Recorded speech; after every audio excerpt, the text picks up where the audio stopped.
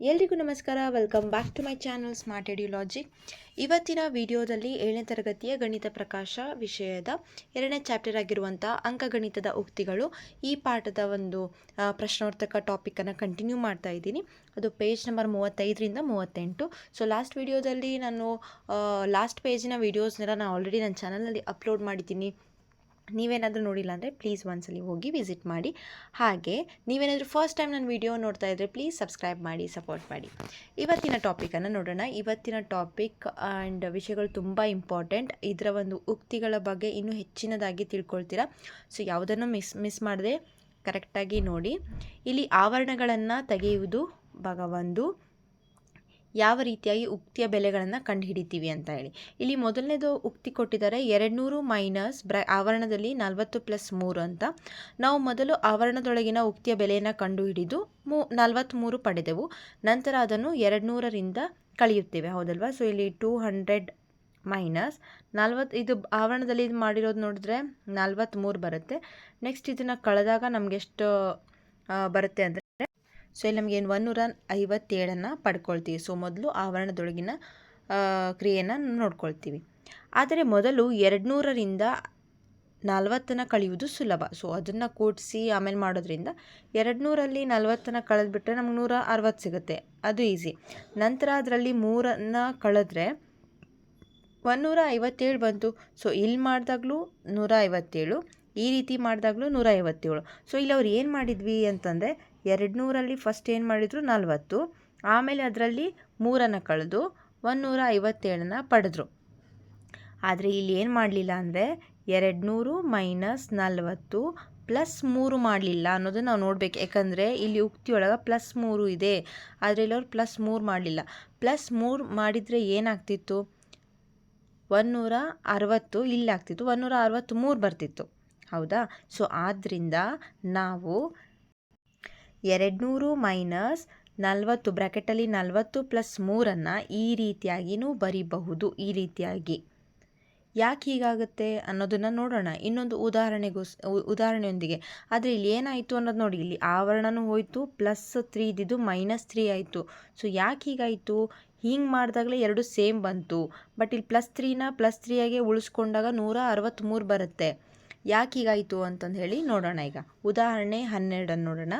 ಇರ್ಫಾನ್ ಒಂದು ಬಿಸ್ಕತ್ ಪೊಟ್ಟಣ 15 ರೂಪಾಯಿಗೆ ಮತ್ತು ತೊಗರಿಬೇಳೆ ಪ್ಯಾಕೆಟ್ 56 ರೂಪಾಯಿನ ಖರೀದಿಸಿದ ಸಂದರ್ಭದಲ್ಲಿಯೂ ಇದನ್ನು ನೋಡಿದ್ದೇವೆ. ಅವನು 100 ರೂಪಾಯಿ ಪಾವತಿಸಿದಾಗ ರೂಪಾಯಿಗಳಲ್ಲಿ ವಾಪಸ್ ಪಡೆಯುವ ಚಿಲ್ಲರೆ ಹಣ. ಇದನ್ನು ಲಾಸ್ಟ್ ವಿಡಿಯೋದಲ್ಲಿ ಒಂದು ಎಕ್ಸಾಂಪಲ್ ಬಂದಿತ್ತು ಹಿಂದಿನ ಪೇಜ್ಗಳಲ್ಲಿ.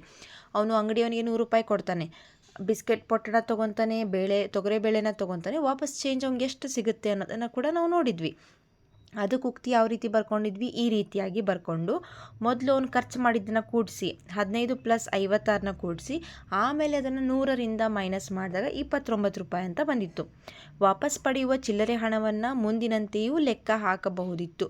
ಸೊ ಇದನ್ನು ಯಾವ ರೀತಿ ಇನ್ನೊಂಥರ ಮಾಡ್ಬೋದು, ಮೊದಲು ಬಿಸ್ಕೆಟ್ ಪ್ಯಾಕೆಟ್ 15 ರೂಪಾಯಿ, 100ರಿಂದ ಕಳೀರಿ, 100 ರೂಪಾಯಿ ಅವ್ನು ಕೊಟ್ಟಿರ್ತಾನೆ, ಅದರ 100 ರೂಪಾಯಿದಾಗ 15 ಕಳೆದ್ರೆ 85 ಬಂತು. ಇದು ಇರ್ಫಾನ್ ಬಿಸ್ಕೆಟ್ ಮಾತ್ರ ಖರೀದಿಸಿದ್ದರೆ ಇಷ್ಟೇ ನಾವು ಮಾಡ್ಬೋದಿತ್ತು. ಆದರೆ ಅಂಗಡಿಯವನು ಅವನಿಗೆ ನೀಡಬೇಕಾದ ಬಾಕಿ ಹಣ 85 ರೂಪಾಯಿ ಆಗಿತ್ತು. ಆದರೆ ಅವನೇನು ಮಾಡಿದ, ತೊಗರಿಬೇಳೆನೂ ಖರೀದಿಸುವುದರಿಂದ ಮತ್ತೆ 85 ರೂಪಾಯಿದಾಗ ನಾವೇನು ಮಾಡಬೇಕು, 56 ರೂಪಾಯಿನ ಕಳಿಬೇಕು. ಆವಾಗ ನಮ್ಗೆ 29 ರೂಪಾಯಿ ಸಿಕ್ತು. ನೋಡಿರಿ, ಈ ಥರ ಪ್ಲಸ್ ಮಾಡಿದಾಗೂ ನಮಗೆ 29 ರೂಪಾಯಿ ಸಿಕ್ತು. ಹಿಂಗೆ ಮೈನಸ್ ಮಾಡ್ತಾ ಹೋದಾಗ್ಲೂ ನಮಗೇನಾಯಿತು, 29 ರೂಪಾಯಿ ಸಿಕ್ತು. ಇಲ್ಲಿ ನಾವೇನು ಮಾಡಿದ್ವಿ, 100 ರೂಪಾಯಿದಾಗ 15 ಕಳೆದು ಮತ್ತು ಅದ್ರಾಗ 56 ರೂಪಾಯಿನ ಕಳೆದ್ವಿ. ಆದ್ದರಿಂದ ಈ ರೀತಿ ಇಲ್ಲಿ ಕೊಟ್ಟಿದ್ದಾರಲ್ಲ ಉಕ್ತಿ, ಈ ಒಂದು ಉಕ್ತಿಯನ್ನು ನಾವು ಈ ರೀತಿಯಾಗಿಯೂ ಬರ್ಕೋಬಹುದು. 100 ಮೈನಸ್ 15 ಮೈನಸ್ 56. ಅರ್ಥ ಆಯ್ತಾ? ಸೊ ಇಲ್ಲಿ ಯಾಕೆ ಹೀಗಾಯಿತು ಅಂತಂದರೆ, ಆವರಣದ ಮೊದಲು ಋಣ ಚಿಹ್ನೆ ಇದ್ದು ಆವರಣ ತೆಗೆದಾಗ ಆವರಣದೊಳಗಿನ ಪದಗಳ ಚಿಹ್ನೆಗಳು ಹೇಗೆ ಬದಲಾಗುತ್ತದೆ ಅನ್ನೋದನ್ನು ನಾವಿಲ್ಲಿ ಗಮನಿಸಬೇಕು. ಇದರ ಅರ್ಥ ಏನಂದರೆ, ಇಲ್ಲಿ ಫಸ್ಟ್ ಇಲ್ಲಿ ನೋಡಿರಿ, ಈ ಒಂದು ಎಕ್ಸಾಂಪಲ್ ಇದೇನು 100 ಮೈನಸ್ 15 + 56 ಇದೆಯಲ್ಲ, ಅದನ್ನು ಬರ್ಕೊತೀನಿ. ಇಲ್ಲಿ 100 ಮೈನಸ್ 15 + 56 ಅಂತ ಐತಿ. ಇಲ್ಲಿದು ಆವರಣ ಚಿಹ್ನೆನ ಹಾಕಿದ್ದೀವಿ, ಹೌದಾ? ಆವರಣ ಚಿಹ್ನೆ ಆವರಣದ ಹೊರಗಡೆ ಯಾವ ಚಿಹ್ನೆ ಇದೆ, ಮೈನಸ್. ಹಾಗೆ ಬಂದಾಗ ಏನಾಗುತ್ತಂದರೆ ಮೈನಸ್ ಇದು ಆವರಣದೊಳಗಿನ 15, ಇದು ಪ್ಲಸ್ 15 ತಾನೆ, ಅವಾಗ ಇಲ್ಲಿ ಮೈನಸ್ 15 ಆಗುತ್ತೆ. ಇದು ಪ್ಲಸ್ 56 ಇದ್ರೆ ಮೈನಸ್ 56 ಆಗುತ್ತೆ. ಇದು ಯಾವಾಗ ಆಗುತ್ತಂದ್ರೆ ಆವರಣದ ಹೊರಗಿನ ಚಿಹ್ನೆ ಮೈನಸ್ ಇದ್ದಾಗ ಆವರಣದ ಒಳಗಿರುವಂಥ ಸಂಖ್ಯೆಗಳ ಚಿಹ್ನೆ ಬದಲಾಗುತ್ತೆ. ಸೊ ಇದು ಪ್ಲಸ್ 15 ಇತ್ತು, ಮೈನಸ್ 15 ಆಯಿತು. ಇದು ಪ್ಲಸ್ 56 ಇದ್ದಿದ್ದು ಮೈನಸ್ 56 ಆಯಿತು.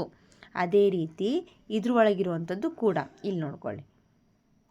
ಇದ್ರೊಳಗಿದ್ದಿದ್ದು ಕೂಡ ಏನಾಗ್ತತಿ ಅಂದರೆ ಇಲ್ಲೇ ಇದನ್ನು ನೋಡಿರಿ, 200 ಮೈನಸ್ 40 ಪ್ಲಸ್ 3 ಐತಿ. 200 ಬರಿತೀನಿ. ಆವರಣದ ಹೊರಗಿನ ಚಿಹ್ನೆ ಯಾವುದು? ಮೈನಸ್. ಅದಕ್ಕೆ ಒಳಗಿರುವಂಥ ಸಂಖ್ಯೆಗಳ ಚಿಹ್ನೆನೂ ಬದಲಾಗಬೇಕು. ಸೊ ಪ್ಲಸ್ 40 ಇದ್ದಿದ್ದು ಮೈನಸ್ 40, ಪ್ಲಸ್ 3 ಇದ್ದಿದ್ದು ಮೈನಸ್ 3. ಹೌದಾ? ಸೊ ಅದೇ ರೀತಿ ಇಲ್ಲಿ ನಾವು ಪಡೆದಿರೋದು ಅರ್ಥ ಆಯ್ತಾ ಈಗ?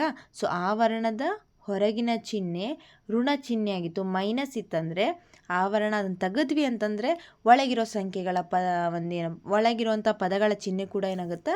ಮೈನಸ್. ಅದು ಉಲ್ಟಾಗುತ್ತೆ, ಬದಲಾಗ್ತದೆ. ಪ್ಲಸ್ ಇದ್ರೆ ಮೈನಸ್ಸು, ಮೈನಸ್ ಇದ್ದು ಅಂದ್ರೆ ಪ್ಲಸ್ ಆಗ್ತೈತಿ. ಈಗ ನೆಕ್ಸ್ಟ್ ಏನು ಮಾಡೋಣ? ಉದಾಹರಣೆ 13 ನೋಡೋಣ.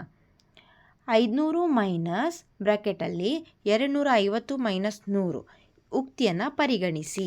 ಈ ಉಕ್ತಿಯನ್ನು ಆವರಣಗಳಿಲ್ಲದೆ ಬರೆಯಲು ಸಾಧ್ಯವೇ? ಈ ಉಕ್ತಿಯ ಬೆಲೆ ಕಂಡುಹಿಡಿಯೋಕ್ಕೆ ನಾವೇನು ಮಾಡ್ತೀವಿ? 500ರಿಂದ 250 ಮೈನಸ್ 100 ಅದು ಮಾಡಿದ್ರೆ ನಾವೇನಾಗ್ತತಿ? ಇಲ್ಲಿ 150ನ ಕಳೆಯಬೇಕಾಗಿದೆ. 500ರಾಗ ಏನು ಮಾಡಬೇಕು? ಇದನ್ನು ನಾವು ಕಳಿಬೇಕಂತೆ. ಆವಾಗ ಏನಾಗ್ತೈತಿ?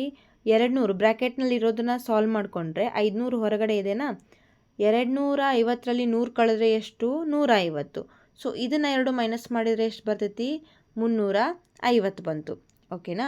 ಈಗ ಇನ್ನು ಯಾವ ರೀತಿ ಮಾಡಬೇಕಂದ್ರೆ 500ರಿಂದ 250 ನೇರವಾಗಿ ಕಳೆಯಬೇಕಾದರೆ ನಾವು ಅಗತ್ಯಕ್ಕಿಂತ 100 ಹೆಚ್ಚು ಕಳೆಯಬೇಕಾಗುತ್ತದೆ. ಆದ್ದರಿಂದ ಉಕ್ತಿನ ನಾವು ಅದೇ ಬೆಲೆಯನ್ನು ಪಡೆಯುವಂತೆ ಮಾಡಲು ನಾವು ಪುನಃ 500ನ್ನು 250 ಮೈನಸ್ 100ಕ್ಕೆ ಕೂಡಬೇಕು. ಈ ಕ್ರಿಯೆಗಳ ಅನುಕ್ರಮ 500 ಮೈನಸ್ 250 ಪ್ಲಸ್ 100 ಆಗಿದೆ. ಹೀಗಾಗಿ ಇದನ್ನೆಲ್ಲ ಬಿಡಿ, ಇದೊಂದು ಕೊಟ್ಟಿರುವಂಥ ಉಕ್ತಿ. ನಾನೇನು ಹೇಳಿದ್ವಿ? ಇಲ್ಲೇನು ಹೇಳಿದರು ಮೊದಲು? ಆವರಣದ ಹೊರಗಡೆ ಮೈನಸ್ ಇತ್ತಂದರೆ ಒಳಗಿರೋ ಪದಗಳ ಚಿಹ್ನೆ ಬದಲಾಗುತ್ತಾ? ಸೊ 250 ಪ್ಲಸ್ 250 ಇದೆ. ಸೊ ಮೈನಸ್ 250 ಅಂತ ಬರಿತೀನಿ. ಒಳಗೆ ಮೈನಸ್ 100 ಐತಿ, ಇದು ಹೊರಗೆ ಏನಾಗ್ತದೆ ಬಂದರೆ ಪ್ಲಸ್ 100 ಆಗುತ್ತೆ. ಅರ್ಥ ಆಯ್ತಾ? ಅದಕ್ಕೆ ನಾವೇನು ಮಾಡ್ತೀವಿ? ಈ ಉಕ್ತಿಯನ್ನು ಈ ರೀತಿಯಾಗಿ ಬರ್ಕೊಳ್ತೀವಿ, ಇದಕ್ಕೆ ಸಮ. ಆದರೆ ಈ ರೀತಿಯಾಗಿರೋದು ಇದಕ್ಕೆ ಸಮ ಆಗಿಲ್ಲ ಅನ್ನೋದನ್ನು ಕೂಡ ನಾವು ಪರಿಶೀಲಿಸಬೇಕು. ಯಾವ ರೀತಿ ಮಾಡೋಣ ಅಂದರೆ ಈಗ ಇಲ್ಲೇನು ಕೊಟ್ಟಿದ್ದಾರೆ ಅಂತಂದರೆ ಇಲ್ಲಿ ಮೊದಲು ಮೈನಸ್ 100 ಇದ್ದಿದ್ದು ಪ್ಲಸ್ 100 ಮಾಡ್ಕೊಂಡಿಲ್ಲ ಇಲ್ಲಿ. ಇದಕ್ಕೆ ಸಮ ಆಗಲ್ಲ ಅಂತ ಹೇಳ್ಯಾರ. ಹೆಂಗಂತ ನಾವು ಮೈನಸ್ ಚಿಹ್ನೆನ ಬದಲಾಯಿಸ್ಕೊಳ್ಳಿಲ್ಲ ಅಂದ್ರೆ ಏನಾಗ್ತೈತಿ ಅಂತ ನೋಡೋಣ. ಈಗ 500ರಲ್ಲಿ 250ನ ಕಳೆದ್ರೆ ಎಷ್ಟು ಬರುತ್ತೆ? 250. ಅದರ ಮತ್ತು ಮೈನಸ್ 100 ಮಾಡಿದ್ರೆ ಎಷ್ಟು ಬಂತು? 150 ಬರುತ್ತೆ. ಹೌದಾ? ಅದು ನಮಗೆ ಎಷ್ಟು ಬರಬೇಕಿಲ್ಲಿ ಅನ್ನೋದನ್ನು ನೋಡೋಣ. 250ರಾಗ 100ನ್ನು ಕಳೆದ್ರೆ ಎಷ್ಟು ಬಂತು? 150. ಮತ್ತು 500ರಲ್ಲಿ 150ನ್ನು ಕಳೆದ್ರೆ ಎಷ್ಟು ಬರುತ್ತೆ? 350 ಬರುತ್ತೆ. ಸೊ ಈ ರೀತಿಯಾಗಿ ನಾವು ಚಿಹ್ನೆ ಬದಲಾಯಿಸ್ಕೊಳ್ಳಿಲ್ಲ ಅಂದರೆ ನಮ್ಗೆ ಅದು ರಾಂಗ್ ಆಗಿ ಬರುತ್ತೆ. ಆವರಣದ ಮೊದಲು ಋಣ ಚಿಹ್ನೆ ಇದ್ದಾಗ ಆವರಣಗಳನ್ನು ತೆಗೆದಾಗ ಆವರಣದೊಳಗಿನ ಪದಗಳ ಚಿಹ್ನೆ ಬದಲಾಗುವುದನ್ನು ಮತ್ತೊಮ್ಮೆ ಗಮನಿಸಿ. ಸೊ ಮೈನಸ್ ಇತ್ತಂದರೆ ಪ್ಲಸ್ ಆಗುತ್ತೆ, ಪ್ಲಸ್ ಇದ್ದರೆ ಮೈನಸ್ ಆಗುತ್ತೆ. ಅರ್ಥ ಆಯ್ತಾ? ನೆಕ್ಸ್ಟು ಉದಾಹರಣೆ 14. ಹೀರಾ ಬಳಿ ಅಪರೂಪದ ನಾಣ್ಯಗಳ ಸಂಗ್ರಹವಿದೆ. ಅವಳ ಬಳಿ ಒಂದು ಚೀಲದಲ್ಲಿ 28 ನಾಣ್ಯಗಳು ಮತ್ತು ಇನ್ನೊಂದು ಚೀಲದಲ್ಲಿ 35 ನಾಣ್ಯಗಳಿವೆ. ಅವಳು ತನ್ನ ಸ್ನೇಹಿತೆಗೆ 2ನೇ ಚೀಲದಿಂದ 10 ನಾಣ್ಯಗಳನ್ನು ಉಡುಗೊರೆಯಾಗಿ ನೀಡುತ್ತಾಳೆ. ಹೀರಾ ಬಳಿ ಉಳಿದಿರುವ ನಾಣ್ಯಗಳ ಸಂಖ್ಯೆಗೆ ಉಕ್ತಿಯನ್ನು ಬರೆಯಿರಿ. ಸೊ ಅವಳ ಹತ್ರ ಎಷ್ಟೈತಂದರೆ 28. ಒಂದು ಚೀಲದಾಗ 28 ಐತಿ. ಹೌದಾ? ಇನ್ನೊಂದು ಚೀಲದಾಗ ಎಷ್ಟಿತ್ತು? 39. ಅದರಾಗಿಂದ 10 ಅವಳೇನು ಕೊಡ್ತಾಳೆ? ಆಕಿನ ಫ್ರೆಂಡಿಗೆ ಕೊಡ್ತಾಳೆ. ಅವಾಗ ಎಷ್ಟು ಉಳಿತು ಅನ್ನೋದನ್ನು ನಾವು ಈ ರೀತಿಯಾಗಿ ಬರ್ಕೊತೀವಿ. ಹೌದಾ? ಸೊ ಇದನ್ನು ಯಾವ ರೀತಿ ವ್ಯಕ್ತಪಡಿಸ್ತಾರೆ ಇಲ್ಲ ಅಂತಂದರೆ ಇದು 28 ಪ್ಲಸ್ 35 ಪ್ಲಸ್ ಬ್ರ್ಯಾಕೆಟಲ್ಲಿ ಮತ್ತೆ ಮೈನಸಕ್ಕೆ ಸಮ ಎಂಬುದು ನಮಗೆ ತಿಳಿದಿದೆ. ಪದಗಳನ್ನು ಯಾವುದೇ ಕ್ರಮದಲ್ಲಿ ಕೂಡಬಹುದಾಗಿದ್ದರಿಂದ ಈ ಉಕ್ತಿಗೆ ಸರಳವಾಗಿ 28 ಪ್ಲಸ್ 35 ಪ್ಲಸ್ -10 ಅಥವಾ 28 + 35 - 10 ಎಂದು ಬರೆಯಬಹುದು. ಯಾಕಂದರೆ ನಾವೇನು ಹೇಳಿದ್ವಿ ಇಲ್ಲಿ ಮೈನಸ್ನಾಗ ಇರುವಂತಹ ಉಕ್ತಿಗಳು ನಾವು ಕೂಡಿಸೋ ಕ್ರಮಕ್ಕೆ ಬದಲಾಯಿಸಿದಾಗ 35 ಮೈನಸ್ ಇದ್ದಿದ್ದು ಪ್ಲಸ್ ಆತಂದ್ರೆ ಇದು 10 ಇದ್ದಿದ್ದು ಏನಾಗ್ತೈತಿ ಇಲ್ಲಿ ಬ್ರ್ಯಾಕೆಟ್ನಾಗ ಮೈನಸ್ ಆಕೈತಿ ಅನ್ನೋದನ್ನು ನಾವು ಫಸ್ಟ್ ವಿಡಿಯೋದಲ್ಲಿ ಕಲ್ತಿದ್ವಿ. ಸ್ಟಾರ್ಟಿಂಗಲ್ಲಿ ಈ ಪಾಠ ಶುರುವಾಗುವಾಗ ಕಲ್ತಿದ್ವಿ, ಹೌದಾ? ಅದಕ್ಕೆ ನಾವು ಈ ರೀತಿಯಾಗಿ ಬರ್ಕೊಂಡ್ರು ಕರೆಕ್ಟ್ ಆಗುತ್ತೆ ಅಂತ ಹೇಳಿ ಬರಿಬೋದು. ಅವಾಗ ಏನಾಗುತ್ತೆ, ಇವಳು ಬರ್ಕೊಂಡಿರುವಂತಹ ಉಕ್ತಿ, ಈ ಉಕ್ತಿ ಐತಲ್ಲ, ಇದನ್ನು ನಾವು ಈ ರೀತಿಯಾಗಿ ವ್ಯಕ್ತಪಡಿಸಬಹುದು. ಇಲ್ಲಿ ಸಿಂಪಲ್ ಆಗಿ ಹೇಳಬೇಕಂದ್ರೆ ಬ್ರ್ಯಾಕೆಟಿನ ಹೊರಗಡೆ ಪ್ಲಸ್ ಚಿಹ್ನೆ ಇದೆನಾ, ಸೊ ಪ್ಲಸ್ ಚಿಹ್ನೆ ಬ್ರ್ಯಾಕೆಟಿನ ಹೊರಗಡೆ ಪ್ಲಸ್ ಚಿಹ್ನೆ ಇತ್ತಂದರೆ ಬ್ರ್ಯಾಕೆಟ್ ಆವರಣದ ಒಳಗಿರುವಂಥ ಪದಗಳ ಚಿಹ್ನೆನೂ ಕೂಡ ಏನಾಗಲ್ಲ, ಬದಲಾಗೋದಿಲ್ಲ. ಆದ್ದರಿಂದ ಇಲ್ಲಿ ಏನಾಗೈತಿ 28 + 35 - 10 ಅಂತಂದು ಹೇಳಿ ಬರಿಬೋದು ನಾವು. ಆವಾಗ 28 + 35 ಮಾಡ್ತೀವಿ, ಆ ಬಂದ ಆನ್ಸರಲ್ಲಿ 10 ಕಳಿತೀವಿ. ಸೊ ಇಲ್ಲಿ ಆವರಣದ ಚಿಹ್ನೆ ಹೊರಗಡೆ ಏನಾದರೂ ಕೂಡಿಸೋ ಚಿಹ್ನೆ ಪ್ಲಸ್ ಇತ್ತಂದರೆ ಒಳಗಡೆ ಇರುವಂತಹ ಪದಗಳ ಸಂಖ್ಯೆ ಅಥವಾ ಚಿಹ್ನೆ ಬದಲಾಗೋದಿಲ್ಲ. ಅರ್ಥ ಆಯ್ತಾ? ಸೊ ಇಷ್ಟೇ ಇದರಲ್ಲಿರುವಂಥದ್ದು. ಈಗ ಅದನ್ನ ಇನ್ನೊಂದ್ಸಲ ಎಕ್ಸ್ಪ್ಲೇನ್ ಮಾಡಬೇಕಂದ್ರೆ ಇಲ್ಲಿ ಆವರಣದ ಹೊರಗಡೆ ಮೈನಸ್ ಚಿಹ್ನೆ ಇತ್ತು ಅಂದರೆ ಒಳಗಡೆ ಇರುವಂಥದ್ದು ಪ್ಲಸ್ ಇದ್ದರೆ ಇಲ್ಲಿ ಏನಾಗ್ತೈತಿ ಮೈನಸ್ ಆಗುತ್ತೆ, ಮೈನಸ್ ಇದ್ದರೆ ಏನಾಗ್ತೈತಿ ಕೆಳಗಡೆ ಪ್ಲಸ್ ಆಗ್ತಾವೆ. ಅದೇ ಅಕಸ್ಮಾತ್ ಆವರಣದ ಹೊರಗಡೆ ಪ್ಲಸ್ ಚಿಹ್ನೆ ಇತ್ತು ಅಂದರೆ ಅಲ್ಲಿ ಯಾವುದೇ ರೀತಿಯಾದಂತಹ ಒಂದು ಚಿಹ್ನೆಗಳ ವ್ಯತ್ಯಾಸ ಬರೋದಿಲ್ಲ. ಆಯಿತಾ? ಅದೇ ಇಲ್ಲಿ ತೋರಿಸಿರೋದು. ಇಲ್ಲಿ 28 ಪ್ಲಸ್ ಹೊರಗಡೆ ಪ್ಲಸ್ ಐತಾ, ಅದಕ್ಕೆ ಇಲ್ಲಿ ಏನೂ ಚೇಂಜ್ ಆಗಿಲ್ಲ. +35 - 10 ಹೆಂಗೈತಿ ಹಂಗೆ ಬರ್ಕೊಂಡಿದ್ದಾರೆ. ಈಗ ಪದಗಳೊಂದಿಗೆ ಪ್ರಯೋಗ 1, ಟಿಂಕರ್ ದ ಟರ್ಮ್ಸ್ 1 ಅಂತ ಇದೆ. ಒಂದು ಉಕ್ತಿಯ ಪದಗಳಲ್ಲಿ ಒಂದರ ಬೆಲೆಯನ್ನು ನಾವು ಹೆಚ್ಚು ಅಥವಾ ಕಡಿಮೆ ಮಾಡಿದಾಗ ಉಕ್ತಿಯ ಬೆಲೆ ಏನಾಗುತ್ತೆ? ಒಂದು ಉಕ್ತಿ ಕೊಟ್ಟಿರ್ತಾರೆ, ಅದರೊಳಗಿರುವಂಥ ಉಕ್ತಿನ ಒಂದು ಹೆಚ್ಚು ಕಮ್ಮಿ ಮಾಡಿದರೆ ಅದ್ರ ಬೆಲೆ ಏನಾದರೂ ಚೇಂಜ್ ಆಗುತ್ತಾ ಅಂತ. ಕೆಲವು ಉಕ್ತಿಗಳನ್ನು ಮುಂದಿನ 3 ಕಂಬ ಸಾಲುಗಳಲ್ಲಿ ನೀಡಲಾಗಿದೆ. ಪ್ರತಿ ಕಂಬ ಸಾಲಿನಲ್ಲಿ ಮೊದಲ ಉಕ್ತಿಯಿಂದ ಒಂದು ಅಥವಾ ಹೆಚ್ಚಿನ ಪದಗಳನ್ನು ಬದಲಾಯಿಸಲಾಗಿದೆ. ಉದಾಹರಣೆಯನ್ನು ಗಮನಿಸಿ. ಮೊದಲ ಕಂಬ ಸಾಲು ಒಂದು ಉದಾಹರಣೆ ಮಾಡಿದರವರು, ಸಾಧ್ಯವಾದಷ್ಟು ಕಡಿಮೆ ಲೆಕ್ಕಾಚಾರವನ್ನು ಮಾಡಿ ಬಿಟ್ಟ ಸ್ಥಳಗಳನ್ನ ಭರ್ತಿ ಮಾಡಿ ಅಂತ ಹೇಳಿದ್ದಾರೆ. ಸೊ ಇಲ್ಲಿ ಏನಾಗೈತಿ ನೋಡೋಣ. ಇದು ಒಂದು ಫಸ್ಟ್ ಉಕ್ತಿನ ಅವರು ಸಾಲ್ವ್ ಮಾಡಿದ್ದಾರೆ. ಆಯಿತಾ? 53 ಪ್ಲಸ್ ಮತ್ತು -16 = 37 ಅಂತ ಹೇಳಿ ಮಾಡಿದ್ದಾರೆ. ಹೌದಾ? ಆನ್ಸರ್ ಕರೆಕ್ಟ್ ಇದೆ. ಇಲ್ಲಿ 37 ಅಂತ ಇದೆ. ಇಲ್ಲಿ ಏನಾಗಿದೆ ನೆಕ್ಸ್ಟ್ ಈ ಒಂದು ಉಕ್ತಿಗೆ ಏನು ಮಾಡ್ಯಾರ, ಇಲ್ಲಿ 53 ಇದ್ದಿದ್ದು 54 ಅಂದರೆ ಏನಾಗೈತಿ, ಇಲ್ಲಿ ಒಂದು +1 ಆಗೈತಿ. ಹೌದಾ? +1 ಆಗಿದೆ. -16 ಇದ್ದಿದ್ದು -16 ಸೇಮ್ ಇದೆ, ಇಲ್ಲೇನು ಪ್ರಾಬ್ಲಮ್ ಇಲ್ಲ. ಹಾಗಾಗಿ ಏನಾಯ್ತು, ಇಲ್ಲಿ ಆ ಬೆಲೆ ಕೂಡ ಒಂದು ಹೆಚ್ಚಿಗೆ ಆಗಬೇಕು. 53ಕ್ಕಿಂತ 54 ಒಂದು ಹೆಚ್ಚು, ಆದ್ದರಿಂದ ಬೆಲೆಯಲ್ಲೂ ಕೂಡ ಏನಾಗಬೇಕು, ಒಂದು 37ಕ್ಕಿಂತ ಒಂದು ಹೆಚ್ಚಿರುತ್ತೆ, 38 ಬರುತ್ತೆ. ಇದು ನಾವು ಏನು ಮಾಡ್ಕೋಬೇಕು, ಲೆಕ್ಕ ಮಾಡ್ದೇ ಬೆಲೆನ ಕಂಡು ಹಿಡಿಯೋದು. ಅರ್ಥ ಆಯ್ತಾ? ಈಗ 5 + 2 ಆನ್ಸರ್ ಎಷ್ಟು? 7. ಈಗ ಇದು 5ಕ್ಕೆ ಒಂದು ಕೂಡಿಸಿದ್ರೆ 6 + 2 ಎಷ್ಟು ಬರುತ್ತೆ? 8.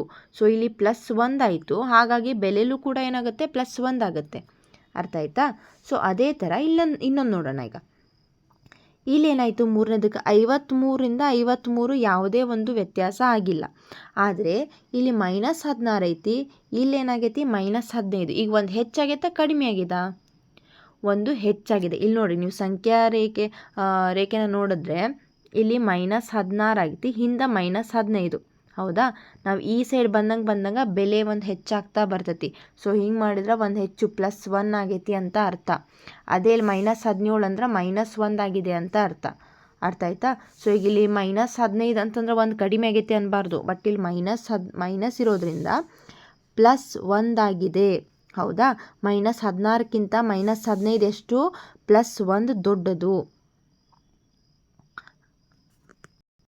ಸೊ ಅದಕ್ಕೆ ಆನ್ಸರ್ ಇಲ್ಲಿ ಎಷ್ಟು ಬರುತ್ತೆ ಹೇಳ್ರಿ ನೋಡೋಣ.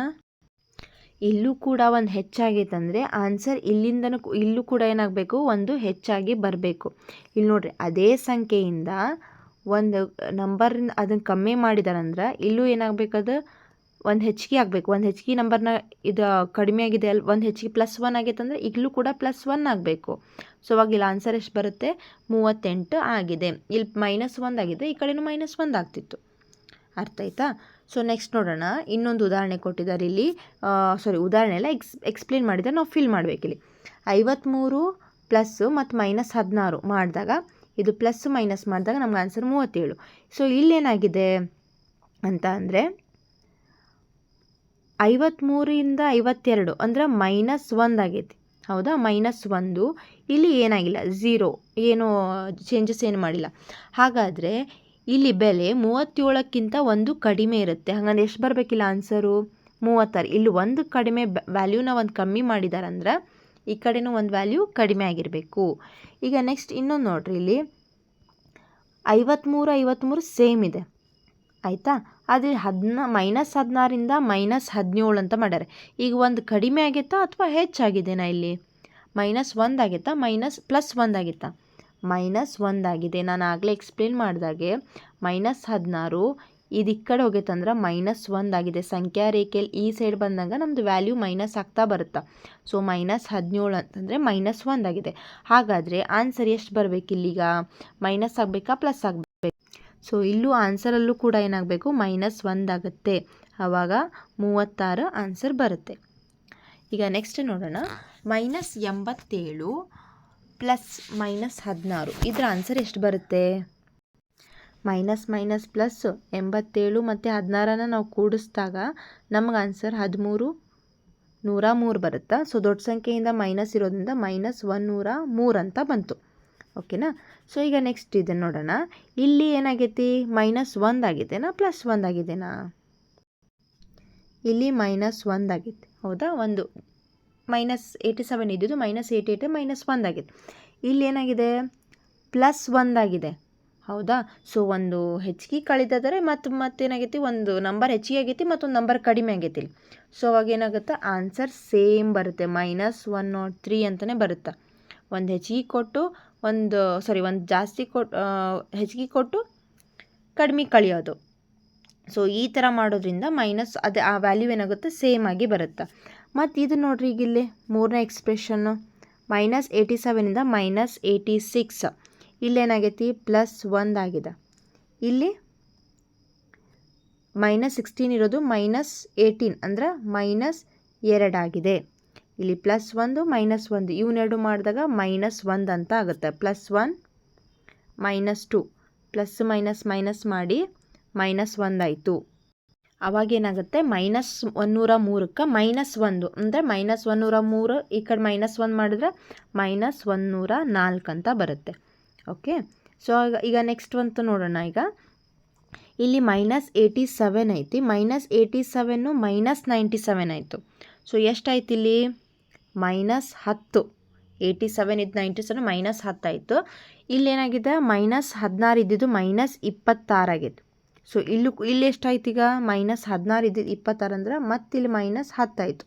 ಸೊ ಆನ್ಸರ್ ಎಷ್ಟು ಹೆಚ್ಚು ಬರಬೇಕಾ ಕಮ್ಮಿ ಬರಬೇಕಾ? -10 -10 -20 ಆಯಿತು.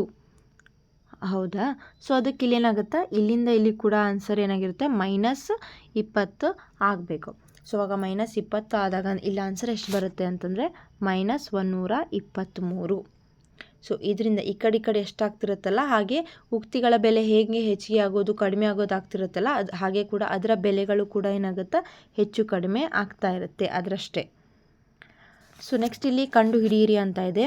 ಎರಡೂ ಬದಿಗಳ ಉಕ್ತಿಗಳು ಸಮವಾಗುವಂತೆ ಬಿಟ್ಟ ಸ್ಥಳಗಳನ್ನು ಸಂಖ್ಯೆಗಳಿಂದ ಮತ್ತು ಬಾಕ್ಸ್ಗಳನ್ನು ಕ್ರಿಯೆಯ ಚಿಹ್ನೆಗಳಿಂದ ಭರ್ತಿ ಮಾಡಿ.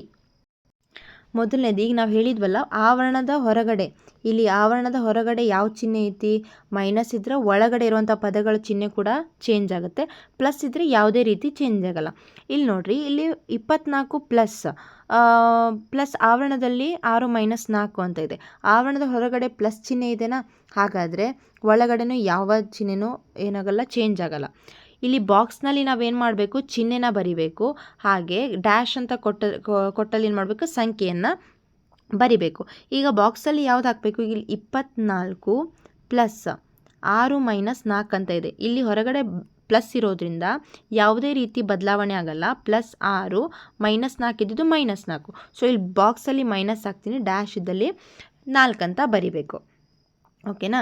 ಸೊ ನೆಕ್ಸ್ಟ್ ಇಲ್ಲಿ ನೋಡ್ರಿ, 38 ಪ್ಲಸ್, ಓಕೆ ಇಲ್ಲಿ ಬರ್ಕೊಳ್ತೀನಿ, 38 ಪ್ಲಸ್ ಇಲ್ಲಿ ಬ್ರ್ಯಾಕೆಟಲ್ಲಿ ಇಲ್ಲೊಂದು ಡ್ಯಾಶ್ ಕೊಟ್ಟರೆ ಇಲ್ಲಿಂದ ನಾವು ಚಿಹ್ನೆ ಹಾಕಬೇಕು, ಇದು ಡ್ಯಾಶ್ ಕ್ಲೋಸ್ ಮಾಡಿದ್ದಾರೆ, ಈಸ್ ಈಕ್ವಲ್ ಟು ಈ ಕಡೆ ಇನ್ನೊಂದು ಸೈಡ್ ಏನು ಮಾಡ್ಯಾರ +9 - 4. ಹಾಗಾದರೆ ಬ್ರ್ಯಾಕೆಟ್ ತೆಗೆದ ಮೇಲೆ 9 ಮತ್ತು -4 ಇದೆ.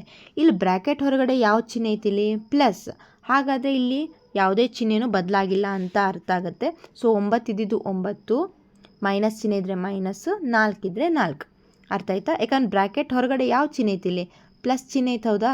ಸೊ ಪ್ಲಸ್ ಚಿಹ್ನೆ ಇದ್ದಾಗ ಇಲ್ಲಿ ಏನಾಗೈತಿ ಬ್ರ್ಯಾಕೆಟ್ ತೆಗೆದಾಗ ಚಿಹ್ನೆನ ಉಳ್ಕೊಳ್ತಾವೆ. ಸೊ ಅಲ್ಲಿ ಯಾವುದೇ ರೀತಿಯ ಬದಲಾವಣೆ ಆಗೋದಿಲ್ಲ. ನೆಕ್ಸ್ಟ್ ಸಿಯಲ್ಲಿ ಏನಿದೆ 24 ಮೈನಸ್ ಬ್ರ್ಯಾಕೆಟಲ್ಲಿ 6 + 4. ಹಾಗಾದ್ರೆ ಈ ಸೈಡ್ ಏನು ಬರುತ್ತೆ ಅಂತ ಕೇಳಿದೆ. ಇಲ್ಲಿ ಬ್ರ್ಯಾಕೆಟ್ ಹೊರಗಡೆ ಮೈನಸ್ ಚಿಹ್ನೆ ಇತ್ತಂದ್ರೆ ಬ್ರ್ಯಾಕೆಟ್ ತೆಗೆದ ಮೇಲೆ ಏನಾಗಬೇಕು +6 ಇದ್ದಿದ್ದು -6 ಆಯಿತು. ಹಾಗಾದರೆ +4 ಇದ್ದಿದ್ದು ಏನಾಗಬೇಕು -4 ಆಗಬೇಕು. ಸೊ -4 ಅಂತ ಬರುತ್ತೆ. ಅರ್ಥ ಆಯ್ತಾ? ಸಾರಿ, ಇಲ್ಲಿ ಈ ಬ್ರ್ಯಾಕೆಟ್ ಇರೋದು ಇಲ್ಲಿತ್ತಲ್ವಾ, ಸೊ ಮೈನಸ್ ಅಂತಲೇ ಬರುತ್ತೆ ಇಲ್ಲಿ. ಓಕೆ, ಯಾಕಂದರೆ ಇಲ್ಲಿ ಮೈನಸ್ ಚಿಹ್ನೆ ಐತಿ, ಮೈನಸ್ ಅಂತ ಹಾಕಬೇಕು. ಅಲ್ಲಿ ಯಾವುದೇ ಇದೂ ಇಲ್ಲ. 6 + 4 ಇದ್ದಿದ್ದು -4 ಅಂತ ಆಲ್ರೆಡಿ ಕೊಟ್ಟಿದ್ದಾರೆ ಅವರು. ಸೊ ಡಿ ನೋಡೋಣ. 24 - 6 - 4 ಅದೇನಾಗಿದೆ 24 - 6 ಬಾಕ್ಸಲ್ಲಿ ಯಾವ ಚಿಹ್ನೆ ಹಾಕಬೇಕು. ಸೊ ಇಲ್ಲಿ ಯಾವುದೇ ರೀತಿ ಬ್ರ್ಯಾಕೆಟ್ ಹಾಕಿಲ್ಲ. ಸೊ -6 - 6 ಬರೆದಿದ್ದಾರೆ. -4ನ ಇಲ್ಲಿ ಮೈನಸ್ ಬರಿಬೇಕು, ಇಲ್ಲಿ 4 ಬರಿಬೇಕು. ನೆಕ್ಸ್ಟ್ ನೋಡ್ರಿ 27 ಮೈನಸ್ ಬ್ರ್ಯಾಕೆಟಲ್ಲಿ ಆವರಣದಲ್ಲಿ 8 + 3 ಅಂತ ಕೊಟ್ಟಿದ್ದಾರೆ. ಸೊ ಇಲ್ಲಿ ಈ ಕಡೆ ಈ ಸೈಡ್ ಬಾಕ್ಸಲ್ಲಿ ಯಾವ್ದು ಬರ್ತೈತಿ ಅಂದರೆ 27 - 8 + 3 ಅಂತ ಬರೆದಿದ್ದಾರೆ. ಬಾಕ್ಸ್ ಹಾರಿದೆ ಇಲ್ಲಿ, ಅವ್ರ ಪ್ರಿಂಟಲ್ಲಿ ಬಂದಿಲ್ಲ. ಸೊ 27 ಬ್ರ್ಯಾಕೆಟ್ ಹೊರಗಡೆ ಮೈನಸ್ ಚಿಹ್ನೆ ಇರೋದ್ರಿಂದ ಒಳಗಿರುವಂಥ ಚಿಹ್ನೆನೂ ಕೂಡ ಬದಲಾಗುತ್ತೆ. +8 ಏನೂ ಇಲ್ಲ ಅಂದರೆ ಪ್ಲಸ್ ಅಂತ ಅನ್ಕೋಬೇಕು. +8 ಇದೇನಾಗುತ್ತಾ -8 +3 ಇದ್ದಿದ್ದು -3. ಸೊ ಇಲ್ಲಿ ಬ್ರ್ಯಾಕೆಟ್ ಎಲ್ಲೆಲ್ಲಿ ಬರ್ತಾವಂದರೆ ಇದೊಂದು ಓಕೆನಾ. ಸೊ 8 3 ಸೇಮ್ ಹಾಗೆ ಬಂತು. ನೆಕ್ಸ್ಟ್ ನೋಡೋಣ. ಎಫ್ 27 ಮೈನಸ್ ಬ್ರ್ಯಾಕೆಟ್ ಅನ್ನು ಕೊಟ್ಟಿದ್ದಾರೆ. ಈ ಕಡೆ ಬ್ರ್ಯಾಕೆಟ್ ತೆಗೆದ ಮೇಲೆ ಏನು ಬರುತ್ತೆ ಅನ್ನೋದನ್ನು ಇಲ್ಲಿ ಕೊಟ್ಟಿದ್ದಾರೆ. ಇಲ್ಲಿ ನೋಡ್ರಿ, ಈಗ ಬ್ರ್ಯಾಕೆಟ್ ಹೊರಗಡೆ ಇರುವಂಥದ್ದು ಆವರಣದ ಹೊರಗಡೆ ಮೈನಸ್ ಚಿಹ್ನೆ ಐತಿ, ಹೌದಾ? ಈ ಆವರಣ ಹೊರಗಡೆ ಮೈನಸ್ ಚಿಹ್ನೆ ಇರೋದ್ರಿಂದ ಆ ಬ್ರ್ಯಾಕೆಟ್ ತೆಗೆದಾಗ ಏನಾಗುತ್ತೆ ಅನ್ನೋದನ್ನು ಇಲ್ಲಿ ಬರ್ದ. ಇದು -8 ಐತಂದರೆ ಇಲ್ಲಿ ಒಳಗಡೆ ಹೆಂಗಿರ್ತೈತೆ, ಅದು ಪ್ಲಸ್ ಆಗಿರ್ತೈತಿ. ಇಲ್ಲಿ +3 ಐತಂದರೆ ಒಳಗಡೆ -3 ಆಗಿ ಇರುತ್ತೆ. ಸೊ ಈಗ ನೋಡ್ರಿ, ಇದನ್ನು ಸಾಲ್ವ್ ಮಾಡಿದಾಗ ನಮ್ಗೆ ಇದೇ ಆನ್ಸರ್ ಸಿಗುತ್ತೆ. ಸೊ ಬ್ರ್ಯಾಕೆಟ್ ಹೊರಗಡೆ ಮೈನಸ್ ಇರೋದ್ರಿಂದ 27 ಬರ್ಕೊತೀನಿ. ಸೊ ಇಲ್ಲಿ +8 ಇರೋದು -8 ಆಗುತ್ತೆ, -3 ಇರೋದು +3 ಆಗುತ್ತೆ. ಸೊ ಈ ರೀತಿಯಾಗಿ ನಾವು ಬಿಡಿಸ್ಕೋಬೇಕು. ಅರ್ಥ ಆಯ್ತಾ? ಸೊ ಇದಿಷ್ಟು ಆಗಿತ್ತು ಪೇಜ್ ನಂಬರ್ 35ರಿಂದ 38ರವರೆಗಿರುವಂಥ ಕ್ವೆಶನ್ಸು. ಸೊ ಮುಂದಿನ ಒಂದು ಪ್ರಾಬ್ಲಮ್ಸನ್ನು ಸಾಲ್ವ್ ಮಾಡ್ತೀನಿ ಮುಂದಿನ ವಿಡಿಯೋದಲ್ಲಿ.